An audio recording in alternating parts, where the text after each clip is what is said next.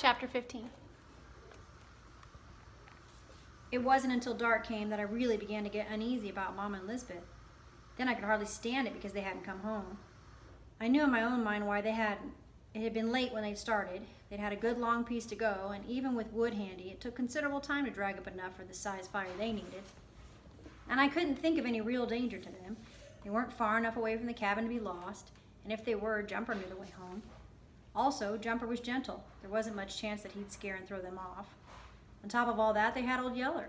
Old Yeller might be pretty weak and crippled, but he'd protect them from just about anything that might come their way. Still, I was uneasy. I couldn't help having the feeling that something was wrong. I'd have gone to see about them if it hadn't been for little Arliss. It was past his supper time, and he was getting hungry and sleepy and fussy. I took him and the speckled pup inside the kitchen and lit a candle. I settled them on the floor and gave them each a bowl of sweet milk into which I'd crumbled cornbread. In a little bit, both were eating out of the same bowl. Little Arliss knew better than that, and I ought to have paddled him for doing it, but I didn't. I didn't say a word. I was too worried.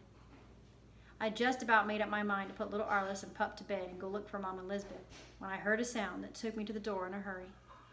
It was the sound of dogs fighting. The sound came from way out there in the dark, but the minute I stepped outside, I could tell the fight was moving toward the cabin. Also, I recognized the voice of Old Yeller. It was the sort of raging yell he let out when he was in a fight to the finish. It was the same savage roaring and snarling and squalling that he'd done the day he fought the killer hogs off me. The sound of it chilled my blood. I stood, rooted to the ground, trying to think what it could be, what I should do. Then I heard Jumper snorting keenly and Mama calling in a frightened voice, "Travis, Travis, make a light, son. Get your gun. Hurry." I came alive then. I hollered back to her to let her know that I'd heard. I ran back into the cabin and got my gun. I couldn't think at first what would make the sort of light that I needed, then remembered a clump of bear grass that Mama recently grubbed out where she wanted to start a new garden. Bear grass has an oily sap that makes it burn bright and fierce for a long time.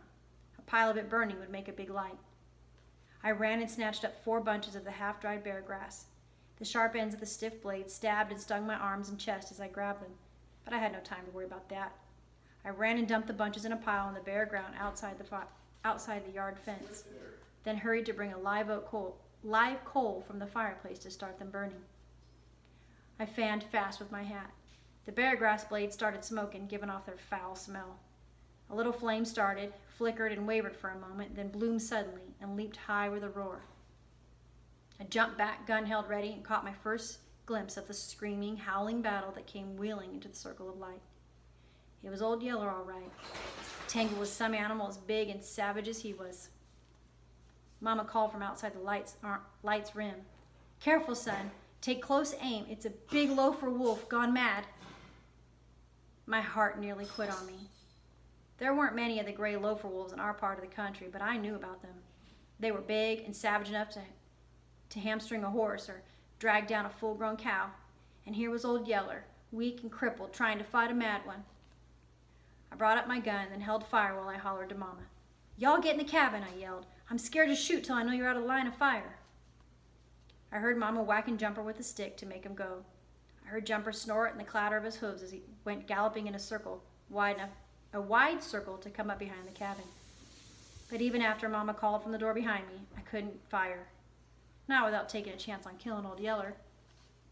I waited, my nerves on edge, while Old Yeller and the big wolf fought there in the firelight, whirling and leaping and snarling and slashing, their bared fangs gleaming white, their eyes burning green in the half-light. Then they went down a tumbling roll that stopped with the big wolf on top, his huge jaws shut tight on Yeller's throat. This was my chance, and one that I'd better make good. As weak as Old Yeller was, he'd never break that throat hold. There in the wavering light, I couldn't get a true beat on the wolf. I couldn't see my sights well enough. All I could do was guess aim and hope for a hit. I squeezed the trigger. The gun stock slammed back against my shoulder, and such a long streak of fire sprouted from that gun barrel that it blinded me for a second. I couldn't see anything. Then I realized that all the growling and snarling had hushed. A second later, I was running toward the 2 still gray forms lying side by side.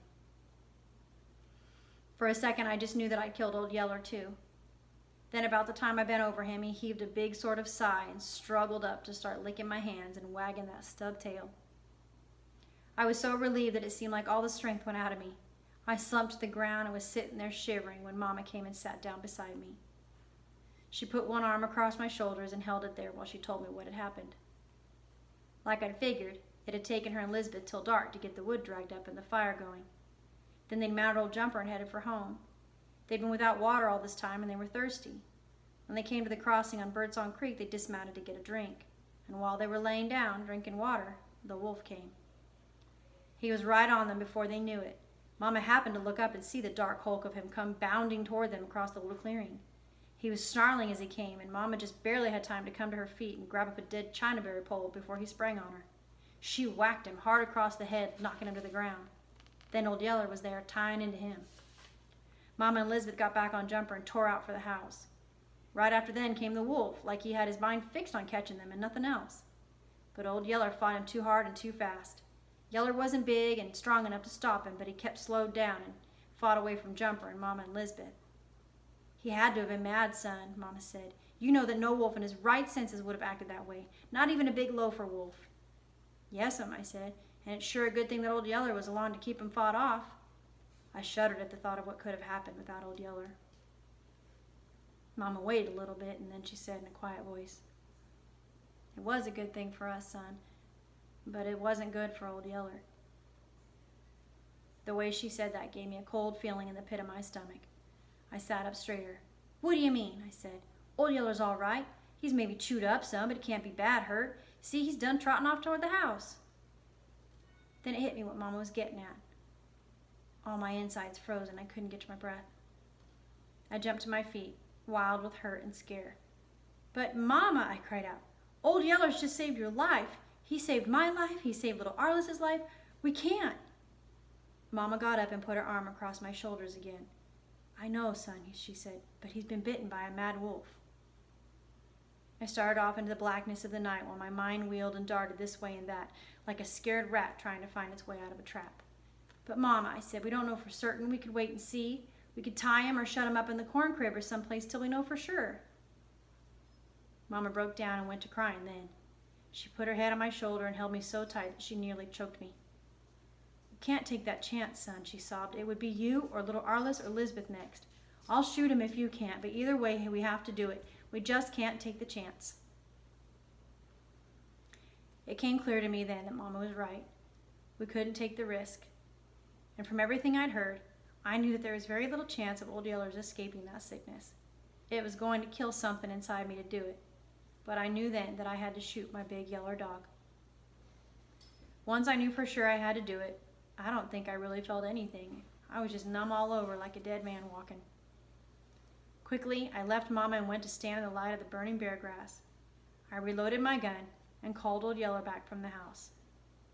I stuck the muzzle of the gun against his head and pulled the trigger.